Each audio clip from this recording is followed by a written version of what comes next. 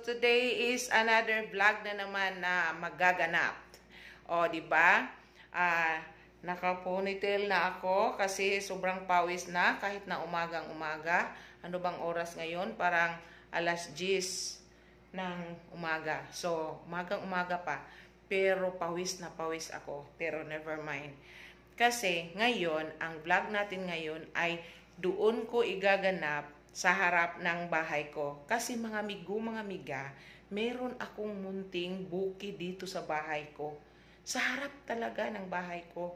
At yun ang ebidensya sa kabisihan ng lula nyo. So, gusto nyo bang makita ang munting bukid ko? So, dito na tayo. Doon tayo pupunta.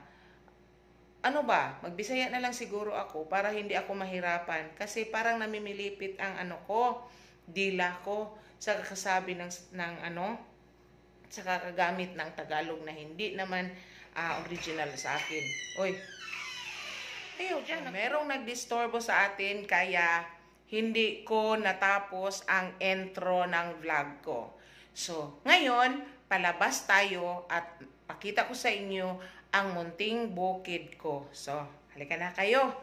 Adto na tadi ay dito sa gawas. Sige. Okay, pagawas na ta sa balay. Tanawan ninyo ang atong munting bukid. Pakita na ko sa inyo mismo sa harapan ng bahay ko. May mga batang naglalaro. Sensya na kayo. Yan. Merong malaking kahoy. To. Meron dito. At saka meron ditong mga abubot.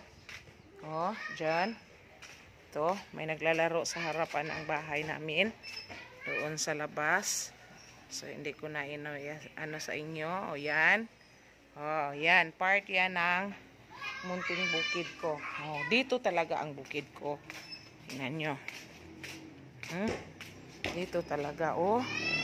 Sobrang madamo. Damo talaga. Merong ganito. Ang dami.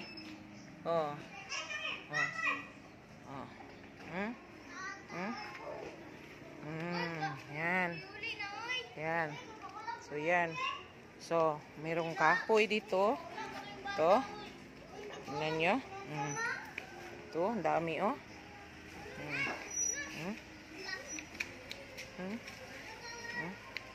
Tsaka ito, taka to. Ito, yan. Tsaka meron din dyan, at tsaka dito.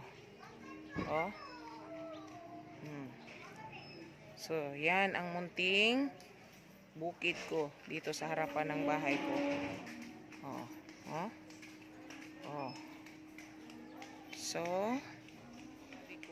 munting bukid ito kasi ang damo, tingnan nyo, ang dadamo. Hindi na nalinisan ko kasi ang bising-busy talaga. So, pasensya na kayo sa munting bukid ko na hindi ako nahiyang ipag-share sa inyo kasi para makita nyo ang ebidensya na napaka-busy talaga ng lula nyo. So, yan ang munting bukid ko. Kita nyo na ang munting meron tayong kahoy. At dito ko ang mga lantern ko, bitay-bitay na ko para doon ako Christmas decor. So, kita na ninyo. So, grabe ang damo ng namin harapan kasi busy si Aki. Yan. Yan.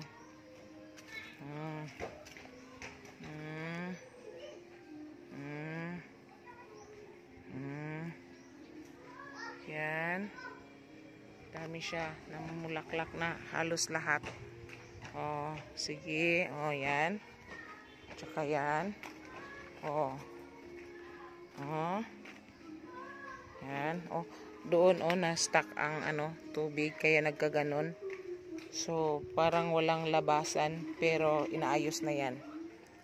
Meron dito. Yan. Yan. Yan ang rose ko. Oh, yan. Yan, doon ang rose ko. Yan. At saka meron na naman akong kahoy dito para paglalagyan ng mga orchids. Kaya hindi pa yan na trabaho kasi bising-bising lola nyo. Bising-busy. So yan, nakita na ninyo ang munting bukid ko. Kasi napakadamo. Wala nang time ang lola nyo na maglinis sa harap ng bahay. Kaya yan, naging bukid tuloy. So, dito. So, isi-share ko na lang sa inyo ang mga flowers ko. I-update ko kayo sa flowers ko. Para naman, maano-ano kayo. Oh, yan ang mga flowers ko. Yan. Yes, wait. Okay. Okay na. Yan. Tsaka yan. Oh, the same pa rin. Yan. Oh. So, yan. Yan. At sa itaas, merong labada. May labahan na nakasampay. Yan. Ito. Ito. Oh, wala na, hindi na naka-arrange. Shadow. O, yan. Hindi ko ito inalis dito kasi ang gaganda talaga ng mga mayana ko. Kaya, hindi ko inalis. Kahit ayaw na ng asawa ko. O, yan.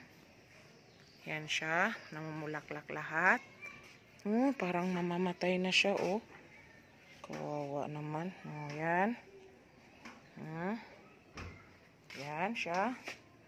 Yan, oh, nandoon din, oh. Sige kayo, oh. Yan. Yan. Yan siya dyan. Dyan, yan. Ano yan? Pader na yan. Sa likod ng bahay namin. So, nilagyan ko ng ganyan para merong malagyan ng hanging.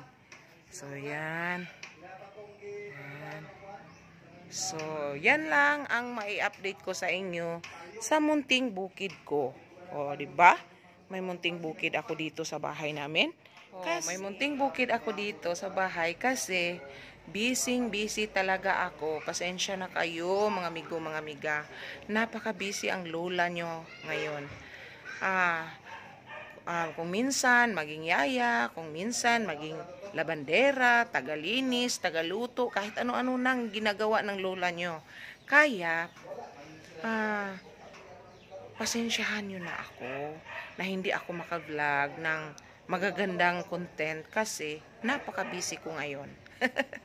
So, alam nyo ba na napakagandang tingnan at panuorin at saka, ano ba yan? Napakagandang, ano ba yan, sasabihin sa inyo na sana palagi niyo akong maintindihan, no? Palagi naman tayong ganun, no? Pero, pasensya na talaga kayo. Kasi, ito lang ang naisip ko na mai-content ko today. So, sana, pagtiyagaan nyo na naman. At yung mystery box ko, hindi ko pa nagawa. Kasi, busy talaga ang lula nyo. So, pasensya na kayo. At saka, by next vlog, siguro, magawa ko na ang mystery box ko at saka, isi-share ko na sa inyo. Sige, yun lang muna. Thank you for watching. Sana nagustuhan nyo na naman itong napakang boring or masaya na vlog. So, thank you for watching. Bye-bye.